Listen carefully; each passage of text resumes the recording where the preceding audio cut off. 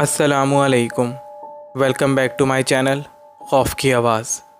अगर आप मेरे चैनल पर नए हैं तो मेरे चैनल को सब्सक्राइब कर दें और बेल का बटन दबा दें ताकि आने वाली हर नई वीडियो आप तक पहुंच सके। तो चलिए आज की इस वीडियो में बात करते हैं एक ऐसे घराने की कि जिसकी खुशियां और सुकून एक जिन ने तबाह व बर्बाद कर दिए। ये कहानी हमें बताई है रिफ़त साहिबा ने। तो चलिए सुनते हैं उन्हीं की ज़बानी। वो कहती हैं कि मेरा नाम रिफ़त है, मैं पाकिस्तान के शहर इस्लामाबाद में रहती हूँ। आज मैं जो कुछ आपको बताने वाली हूँ ये बताने के लिए मुझे बहुत हिम्मत समेटनी पड़ी है। मेरी शादी को 3 साल गुजर चुके थे और मैं औलाद की नेमत से महरूम थी। मैंने बहुत दुआएं की, मन्नतें मांगी, वजीफ़े किए और आखिरकार शादी के 4 साल अल्लाह पाक ने मुझे इस खुशखबरी से नवाजा। मुझे जैसे ही ये खुशखबरी मिली मैंने और मेरे शौहर ने सुबह शाम अल्लाह पाक से यही दुआएं की कि हमें बेटी हो। मुझे और मेरे शौहर दोनों को ही बेटी का बहुत शौक़ था और आखिरकार अल्लाह पाक की अजीम ज़ात ने हमारी दुआ सुनी और हमारे घर बेटी की पैदाइश हुई। मेरी और मेरे शौहर की खुशी का कोई ठिकाना नहीं था। हम दोनों 7वें आसमान पर थे। मेरी बेटी हम दोनों की आंख का तारा थी और हमारी लाडली थी। उसके बाद अल्लाह ने दोबारा मुझे कोई और औलाद नहीं दी। मेरी बेटी जिस भी चीज़ की फरमाइश करती मैं और मेरे शौहर फ़ौरन पूरी कर देते। आहिस्ता आहिस्ता वक्त गुज़रता गया और मेरी बेटी बड़ी हो गई। मेरी बेटी बहुत प्यार करने वाली, ख्याल रखने वाली, नेक सीरत थी। वो बहुत ज़हीन थी और साथ ही बहुत ज़्यादा खूबसूरत। उसमें मोहब्बत और इखलाक कूट कूट के भरा हुआ था। वो हम सब की जान थी। स्कूल में टॉप करने के बाद कॉलेज में उसने इंजीनियरिंग में एडमिशन ले लिया था। उसको पढ़ाई का बहुत शौक़ था। अभी वो 17 साल की ही थी कि उसके रिश्ते आना शुरू हो गए। मगर उसके अब्बा यानी कि मेरे शौहर चाहते थे कि वो अपनी पढ़ाई पर तवज्जो दे और वो जितना चाहती है उतना पढ़े। इसी वजह से जो भी रिश्ता आता मैं यही कह देती कि अभी छोटी है, अभी हमने इस बारे में कुछ नहीं सोचा। मेरी बेटी बहुत नेक थी। बस उसकी एक ही आदत थी जिसकी वजह से मैं अक्सर उसको डांटा करती थी। उसकी आदत ये थी कि वो शाम मगरिब के टाइम नहाकर छत पे चली जाया करती थी और मगरिब की नमाज़ वहीं छत पर पढ़ा करती थी। मैं हमेशा उसको मना करती थी कि मगरिब का टाइम ऊपर मत जाया करो, इस वक्त आसमान से तरह तरह की मखलूक का गुज़र होता है। मगर उसके अब्बा हमेशा मुझे डांट देते और कहते कि क्यों हर वक्त बच्ची के पीछे पड़ी रहती हो। मेरी बेटी अपने अब्बा की बहुत ज़्यादा लाडली थी। वो जब भी अपने अब्बा को अपना साथ देता हुआ देखती तो ज़ोर ज़ोर से हंसती और मुझे छेड़ा करती थी। ज़िंदगी हस्बे मामूल गुज़र ही रही थी कि वो दिन आ गया जिसने हमारी ज़िंदगियां बदल के रख दी। उस दिन मेरी बेटी नहाकर ऊपर छत पर गई और अपने बाल खुश्क करने लगी। मगरिब हो रही थी तो उसने वहीं छत पर लगे वॉश बेसन से वज़ू किया और नमाज़ पढ़ने के लिए खड़ी हो गई। नमाज़ पढ़ने के दौरान उसे महसूस हुआ कि जैसे कोई उसके पीछे खड़ा है। उसको लगा कि मैं हूँ, तो वह नमाज़ पढ़ती रही। उसने सलाम फेरा और पीछे मुड़कर देखा तो वहाँ कोई नहीं था। उसको लगा कि शायद अम्मी थीं और वो वापस चली गई हैं।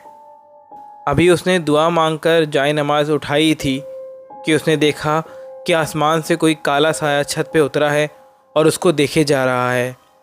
उसने ज़ोर से चीख मार दी।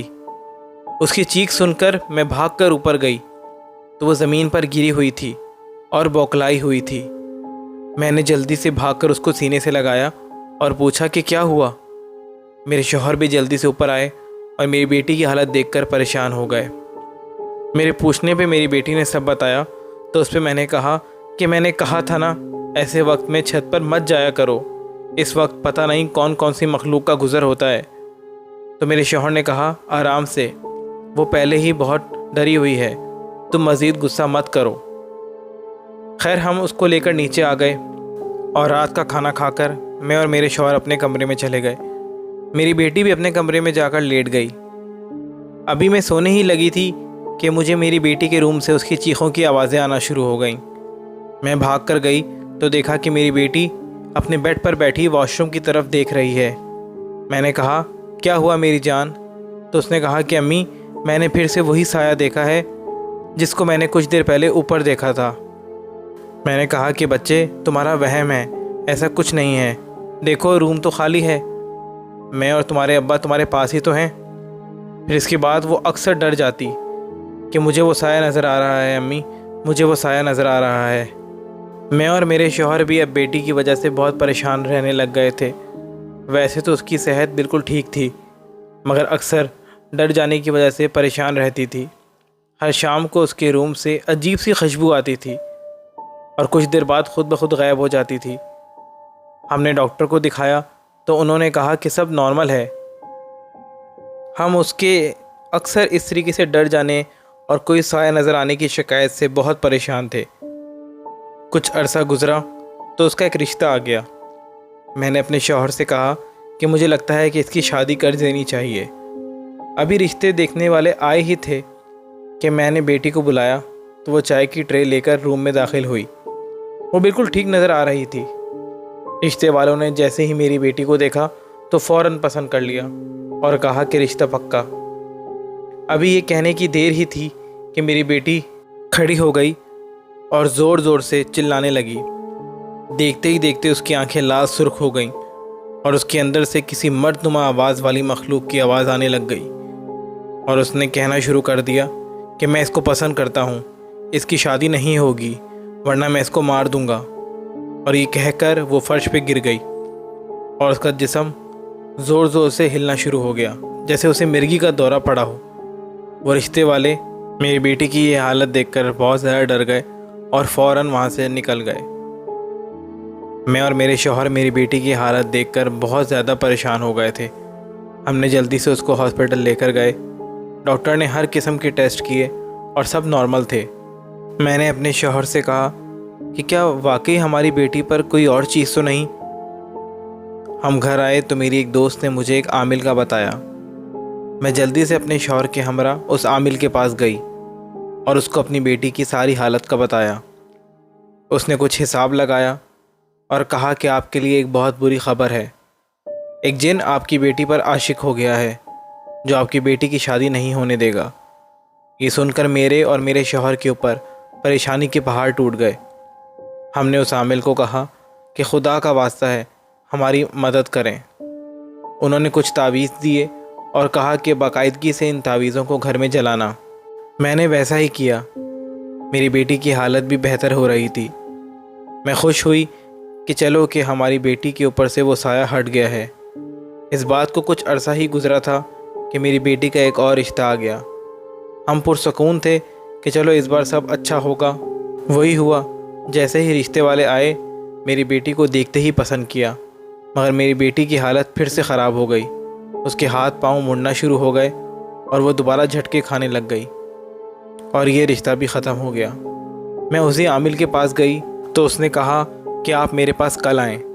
اگلے دن جب ہم ان کے پاس گئے تو انہوں نے بتایا کہ جو جن آپ کی بیٹی پر قابض ہوا ہے وہ مارد گروہ کا جن ہے، جو جنوں کا بہت زیادہ خطرناک گروہ ہے اور بہت زیادہ نافرمان بھی۔